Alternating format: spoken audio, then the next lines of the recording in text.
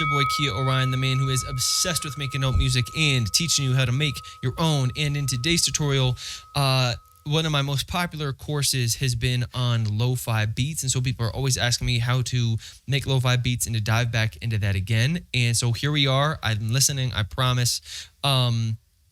This is a lo-fi track this is what we're going to make. I'm just going to show you a little snippet. This is the hook with everything included.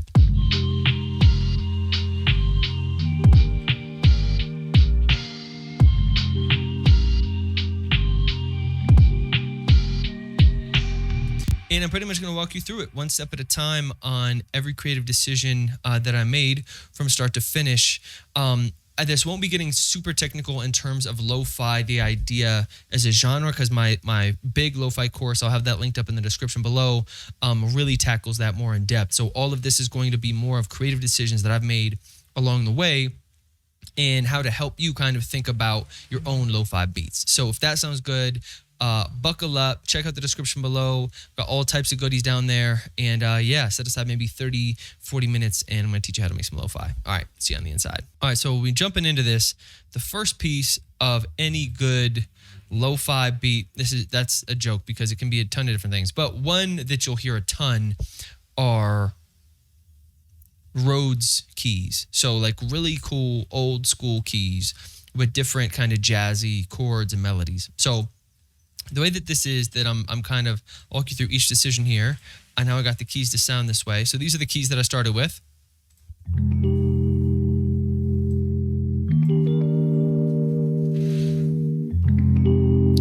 And so what I'm using is this plugin called Addictive Keys. It's this preset called Velvet 34.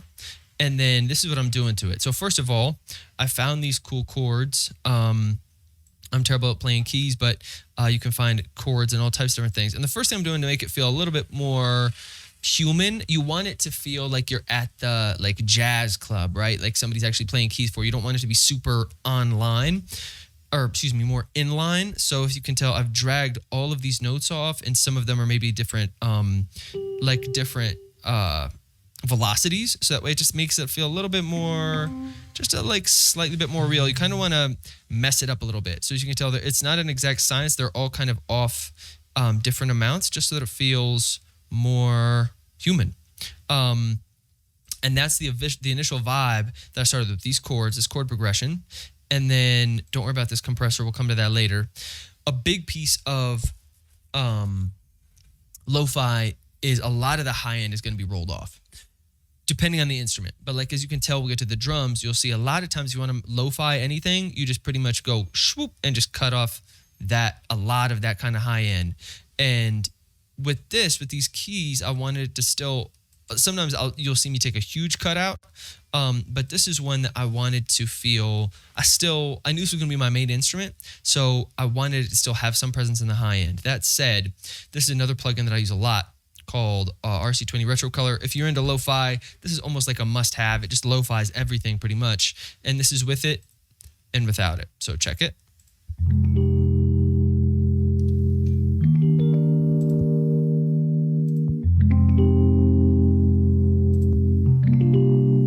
It just kind of fits in that like gritty lo-fi space. It feels like it's being played off of some sort of an old record. And this is with and without Retro Color.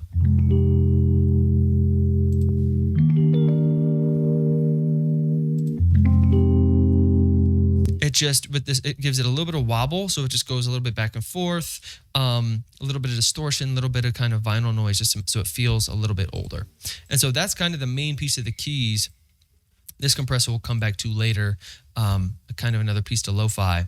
But those are the main keys for this track, and that's really the bread and butter of this track are those keys. And so the two things that are kind of going to carry your lo-fi beat are going to be your drums, and then whatever your main chords or melody are. And then everything else is just kind of fun spice that you throw in, which we're going to jump into soon. But next, the two heavy lifters are your main chords or main melody and your drums, which we're going to tackle next. All right, so we're jumping into the drums next. And one way that you can, if you can look at this, one way to lo-fi your drums, easy way, it's no fancy plug-in. If you look at this, it's been a while since I've looked at this beat, but I guarantee almost every single one of these drum pieces has this same sort of an as this same sort of an EQ with like a lot of the high rolled off. So this is the snare 1, snare 2. Okay, snare 2 we're letting it come through. The stick, hi-hat 1 has it, hi-hat 2 has it, open hi-hats. Yeah, so pretty much this is what the drums sound like without the bass.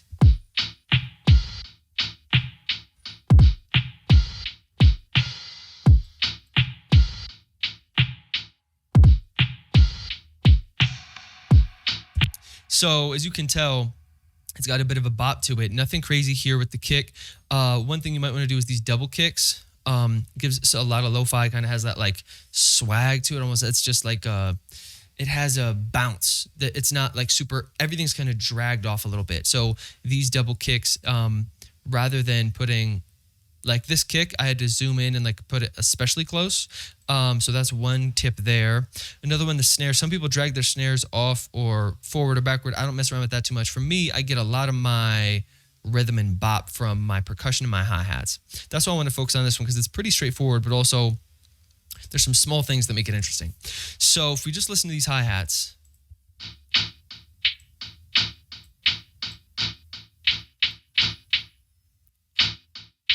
as you can tell, there's a lot of dynamics going on. Even if you look at these, right? So these 4, I guess, are pretty straightforward. But if you look at these 4, there's a lot of dynamics just in the waveform itself. You can tell I messed around with those velocities. And then this is a hi-hat loop that, as you can tell, has a lot. It's these small kind of things. As you can tell, those aren't exactly on this entire hi-hat loop. I've dragged slightly off. If you can see it, it's like, it's a little bit off, and that's what gives it that kind of a little bit more of a bop in terms of just your regular closed hi-hats. And another piece is your open hi-hats, which you can see I have 2 of them. These are going to be, they kind of add that like slide. They kind of like help you slide into another piece of the bar. So if you listen to these here.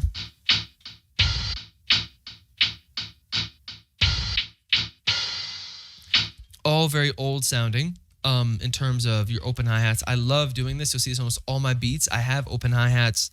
I just like the way the open hi-hats almost like feel like they carry you into the next measure. And I almost always pan them like to the left or the right, as you can tell as well. These are all panned so that that's another thing we'll talk about later, but you don't want them all competing directly straight down the middle. Another piece of the drums, as you can tell, I layered the snares. This isn't huge. One is barely really in there. This is the main snare doing most of the work. But this one has a little reverb, I think. Yeah. I wanted the snare to take up more space, but I didn't like how the reverb sounded on this one. So another piece of lo-fi is because the beats are a lot of beats are very simple. If you just listen to, if we bring this back to just maybe this part.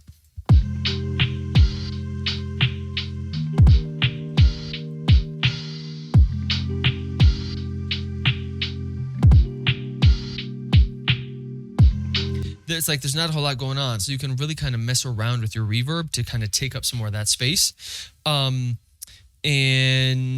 the one piece with the drums here that I like doing this is kind of like a transition effect, is you'll listen to this. This is just a stick percussive sound that has a bunch of reverb and delay on it.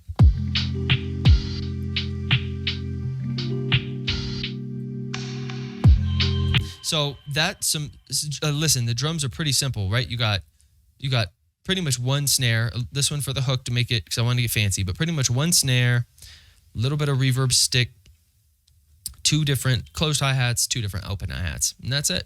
The key with your drums, if you want to lo-fi your drums, getting your mix right so that your snare isn't super poking out, and then just rolling off a lot of the high end on almost all of your drums to get them to kind of sit in that like lo-fi pocket. Okay, on to the next one. All right, moving right along. The next piece of the beat that I'll probably do is I'll add some sort of a pad. As you can tell, I'll add some sort of, you can use that bar if you want to.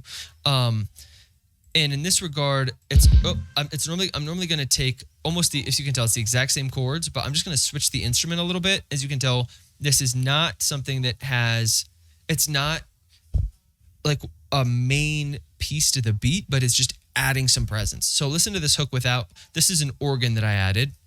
You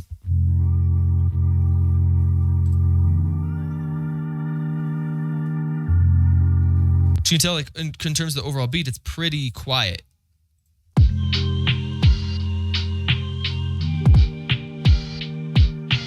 you can almost barely hear it, but now that you're aware of it, you'll be able to hear it. But if you didn't, it wouldn't even sound like there's much there, but listen to the difference between it on and off.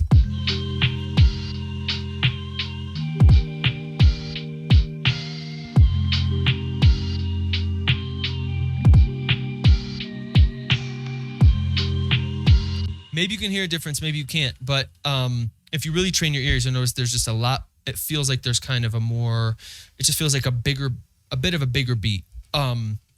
Again, typical lo-fi fashion, rolled off the highs and also rolled off the lows, because as an organ and with keys, they often have a lot of kind of like a low rumble, and I didn't want that to compete with my bass or my kick. And so as you can tell, a lot of these plugins, other than this one, I also threw on this like the Retro 20 on this joint, they're almost all stock plugins, right? This is an Omnisphere. I love Omnisphere. I was going to recommend probably one VST would be this one because there's just so many options in it.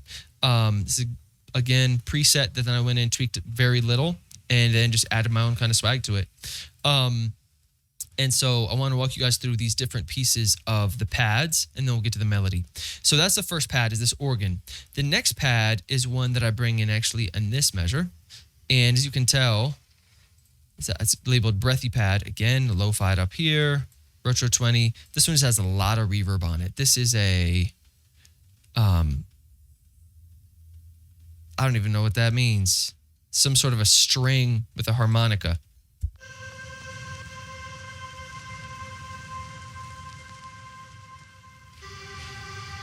Again, really simple, right? I'm pretty much playing 1, 2, 3 notes. But it adds, compared to this,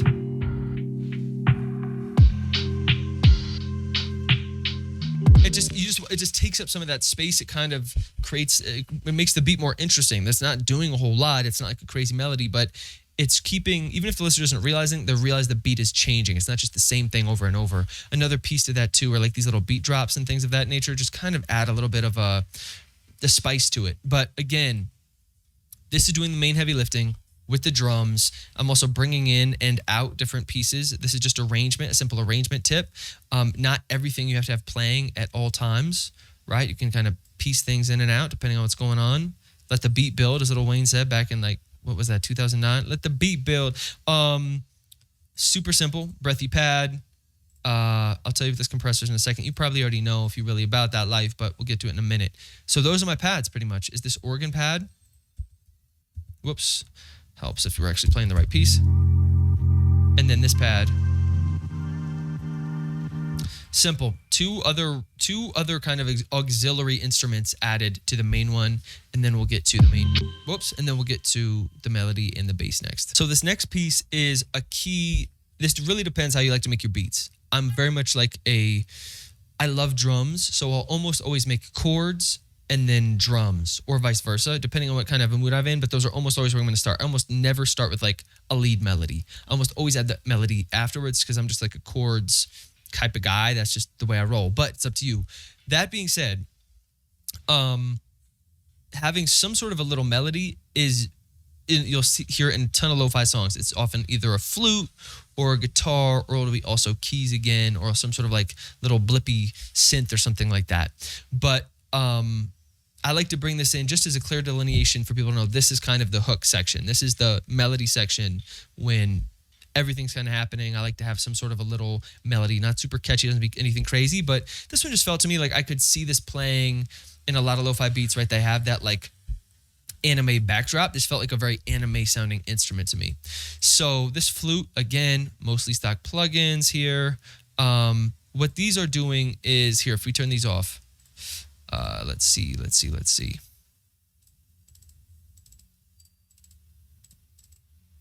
This is just what it sounds like solo.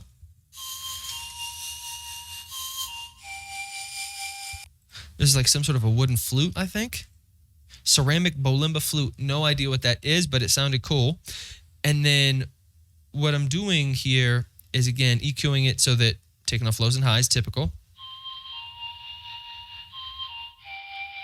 So that's okay, but it doesn't feel really interesting, right? You're like, okay, it just feels like a very simple sound. And so I wanted to add these other pieces that just give it character, right?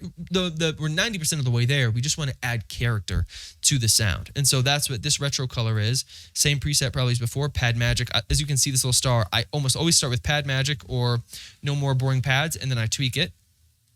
Again, I've rolled off some of the highs, some of the lows here, even in retro color. And it goes from this. And now we'll have some reverb with it. Just because I cranked this space knob up, now listen to how much more interesting it sounds.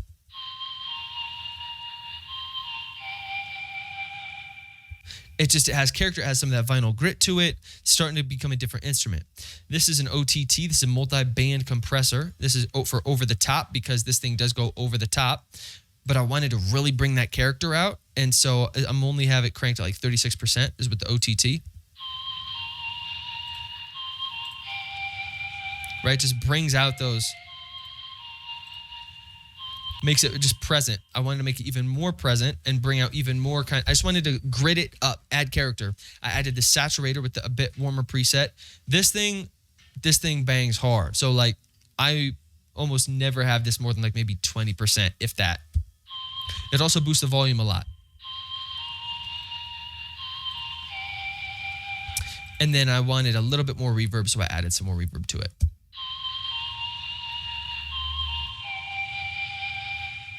So it's not drastically different from where we started, but it's enough that now it stands out. It actually feels like it's its own, has its own place in the beat. It takes up its own space. There's a real difference there. So when the flute comes in, people know, okay, this is kind of the hook part.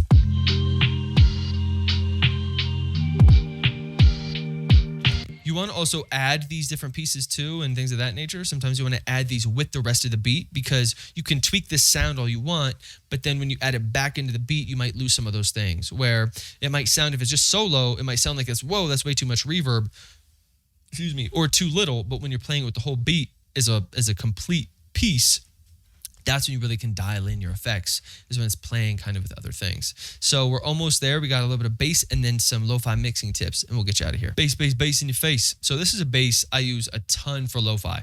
It's with the Arteria.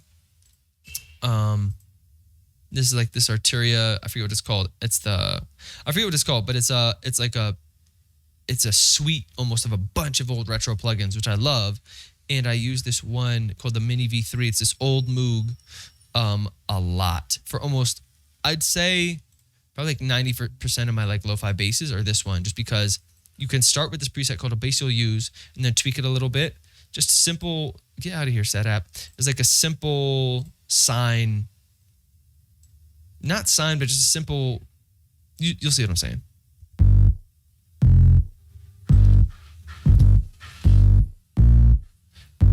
And what I've done is add distortion to kind of bring out the high end a little bit.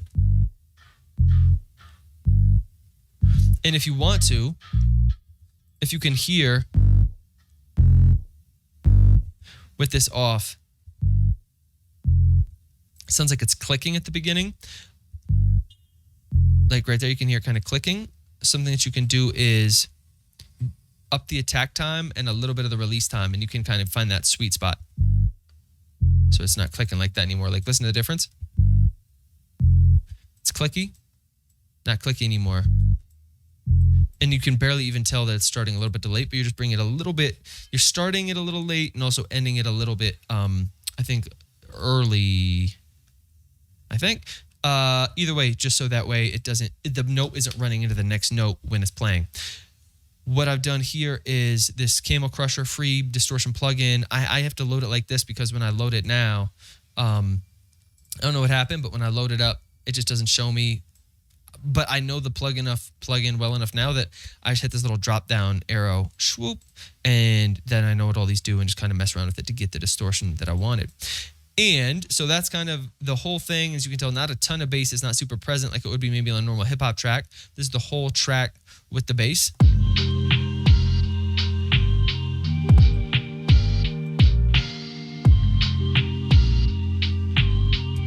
And next, I'll show you the mixing piece, which is kind of a huge key to lo-fi, and then we'll get you out of here. So when it comes to mixing, as you can tell, a lot of my plugins, I'm not doing anything super crazy fancy. The real piece with mixing, I've talked about this in every single time I talk about mixing with y'all, it's carving out spaces for the sounds. right? You want everything to almost live like, so we have our keys, our main keys, and our pad organ. Those are definitely going to compete. And so, because a lot of those same frequencies are going to, especially because we're doing lo-fi, so we're rolling, we're putting a lot of things in this mid-range as is. So I knew these were going to compete. So little tips and tricks. One, obviously your volume, your level, that's going to work for you better than any plugin, but also panning, right? So I've panned these a little bit left, a little bit right, so that way they have their own kind of individual lane for the beat. So you want to think about your beat as almost kind of like a 3D piece. Like, how do things sit in terms of like in front or the back of the mix? How do things sit in kind of the stereo field? So in this regard, if you listen to these, they're clashing, but they still have their own little bit of their own lane.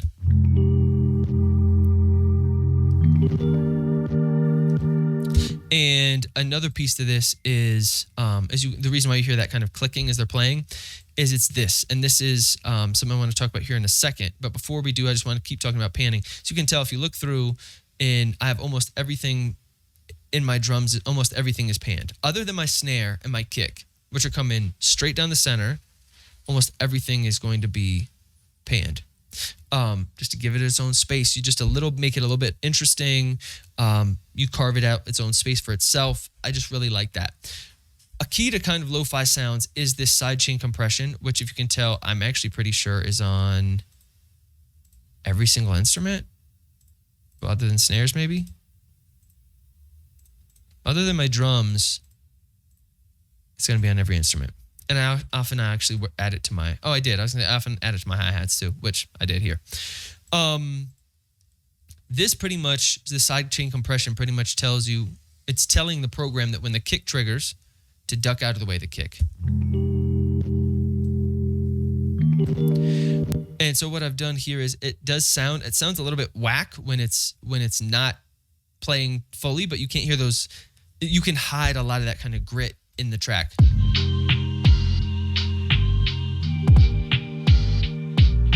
It's also lo-fi, so you want to grit it up, which is kind of cool. The way that I do my compressor, you could also do this with your glue compressor. In terms of Ableton, you go sidechain, click, you go sidechain from kick. Here's the thing a lot of people don't do that I like to do. I like to sidechain only from certain frequencies. So pretty much what this is telling us is only sidechain from the kick frequencies of 1.71 kilohertz up. So check this out. See how long it's taken for it to come back? That's because when it's down like this, it means it's taking the whole kick, the whole sound of the kick. But we actually don't really need the whole sound of the kick. I bring it up here. See how much faster that is? Because we still get the duck out that we want, but we don't need it to be quite so intense. And then you crank the ratio all the way up, you bring the threshold all the way down. Dry wet, you can tweak this too if it starts to get if it starts to sound like too crunchy, or you can't quite nail the balance between like how fast or the attack and release for the kick to come through. You can mess with your dry wet a little bit, but it's how you kind of get that, like, everything feels like it's kind of like that. It's another kind of trick to kind of help the whole beat feel like it's almost like has a bop or kind of dragging in a way. And then also things like this breathy pad that have a really long reverb tail. You don't need the reverb tail. You want your kick, because for lo-fi and for a lot of hip hop, that's going to kind of be one of your driving forces to kind of cut through, so that way if you listen to this,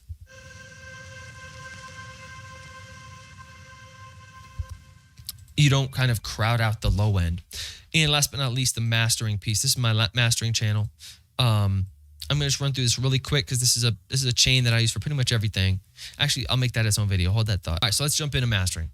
So this is what it sounds like without the mastering chain. Pretty different. I'm actually gonna start here. At the very end of the chain. This is something I keep on. This is called the Uline loudness meter, and this is a free plugin. This is going to tell you kind of your LUFs. It's going to tell you how loud your beat is, kind of in comparison to just like other songs that you might hear on the radio or on Spotify or whatever. I'm not going to explain this too much because it's even above my pay grade. I just know for LUFs, if you play like a Spotify song, Spotify, I think the loudest that they let their songs go is like 13. Like I think it's like negative 13.1 or something like that. You can Google it. So pretty much I shoot for around, maybe around like negative, if I get to negative 13, that's cool, but I shoot, at least with tracks with vocals, probably be close to like negative 11, negative 10. I like my joints loud, but when it's beats, if it's between like negative 15, negative 12, 11, you're pretty much in a good range. But you don't want to clip it, right? So there's a reason we don't go to our master and then here and just crank this all the way up. Well, I take this one step at a time. The first one is you're going to see this is an EQ, but I only use this if I need it. It's a mastering EQ from T-Rex. This is a FabFilter Pro Q2. And what I'm doing here is I've just bumped the highs the slightest bit, about 2 dB for overall. This, again, when it's a mastering channel, you want to do really slight things because it's affecting your whole track. So small movements. If you even look at this mastering EQ, look at how like slight these increments are, right? You can go up by half decibels on this EQ because again, slight movements. It's Pro Q2. What I'm doing here is just a little trick. So let's listen to this. Actually, I'm going to turn everything back on so it's a little bit easier to hear.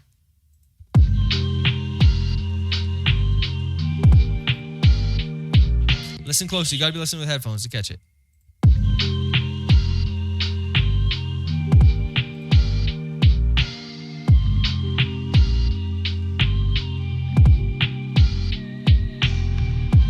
Again, slight differences, but what I'm doing here is I'm pretty much telling this is an EQ that is set to, it's a low cut, but it's in this, it's a stereo, this is a stereo option. So what this is pretty much telling me is this isn't just a regular EQ. This doesn't mean I'm EQing out all of the low end because this would take out all, listen to this. Right, we've lost so much of our low end. What I'm actually doing with this is, I'm saying this is a little bit advanced. If you don't have this, don't worry about this. It's not going to make or break your track by any means. Obviously, as you could tell, you could barely even hear the difference, but someone who's an audiophile like to nerd out on this stuff, this is what I do. My low end, I don't want my low end to be stereo because I don't need my kick stereo and spread out, and I don't need my bass stereo and spread out. And so what this is doing is, this is pretty much saying keep everything mono up until 100 hertz, and then we can stereo spread the rest of this bad boy and even boost some in the high end. So this is pretty much taking my track and making only the low end, my kick and my bass, mono, and then the rest of the track is spread out. When I do this, I just feel like I feel like it just gives a bump to my low end. Again, not super important. Don't sweat it. It's all good. All good, baby, baby. This is a FabFilter Saturn. Again, since I'm doing mastering, I'm doing a lot of splitting things because all these things, I don't want to affect the entire track as a whole. I'm trying to just affect certain parts that I want. So with this FabFilter Saturn, this is a distortion plugin. I have a little bit of dry, about 20%. This is, again, some warm tape. There's a bunch of different plugins, but like warm tape, tubes, these are good distortions to have, especially for a lo-fi track. What I'm doing is I'm telling this at around 800 hertz, I want to only affect what's above or below 800 hertz. I'm not affecting anything below 800 hertz on this plugin. Only things above, I'm raising it 1 decibel. Doesn't seem like a lot, but peep this. Listen to the flute and listen to the hi-hats in particular, and the snare.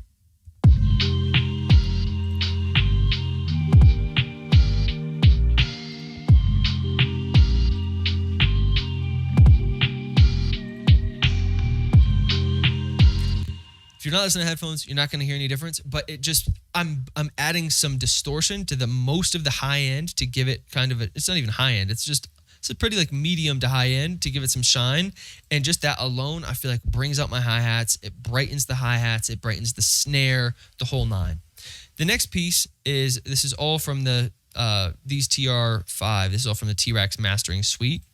You don't need it, I just use them because I have them. This is the first piece that I start with when I start to make the track louder, because these other pieces aren't going to make the track louder. So when I mix my track, this is coming in pretty quiet, around -10. But then we start to pump it with plugins. So this is a compressor. It's a classic compressor. And I'm not trying to get a ton of compression. I'm just trying to get a little bit of glue on my track. If you don't know what that means, don't worry about it. Again, this is more higher level stuff that comes when you just want to nerd out on. This is like the 303 level class that like you only take after you've taken like the 101 and 201 classes, when you're just like, okay, I want to kind of challenge myself. Not super important. You could get a pretty simple, you could do the same. I could show you how to do it with stock plugins too. Anyways, ratio about 2 to 1, light compression on this bad boy. And as you can tell, I don't like to, since it's my whole track, I'm not trying to compress it for more than like 1 decibel. So attack time, if you speed up your attack time, you can get, it goes faster, but. And then side chain, high pass filter. Right? You just lose too much of it, but.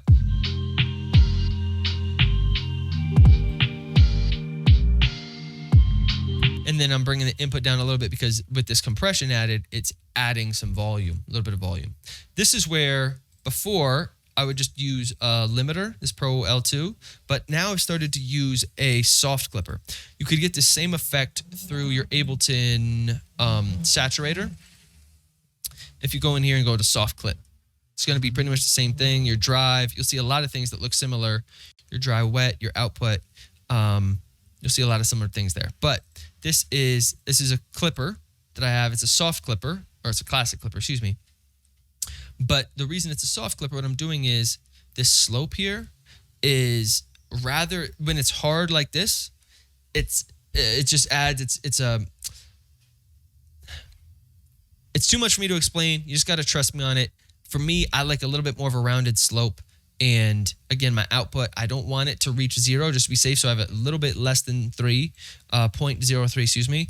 And then I'm bumping. This is where I'm getting most of my gain on my track is from my clipper, my soft clipping.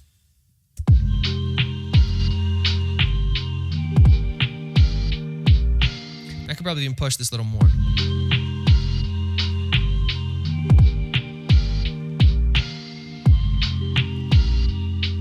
And then I add a limiter after that, just, excuse me, to make sure we're catching any kind of peaks.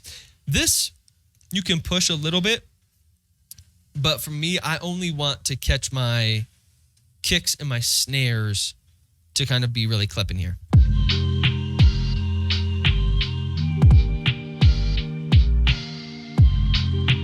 You don't want this whole thing to be in the red because then it just sounds terrible. But if your kicks and your snares come through, that's all right. And we should be, if I did this correctly, coming in maybe at below 0, obviously. See, because this bad boy is set at negative 0.3, we actually can't even, we aren't, just a little bit of that safe zone.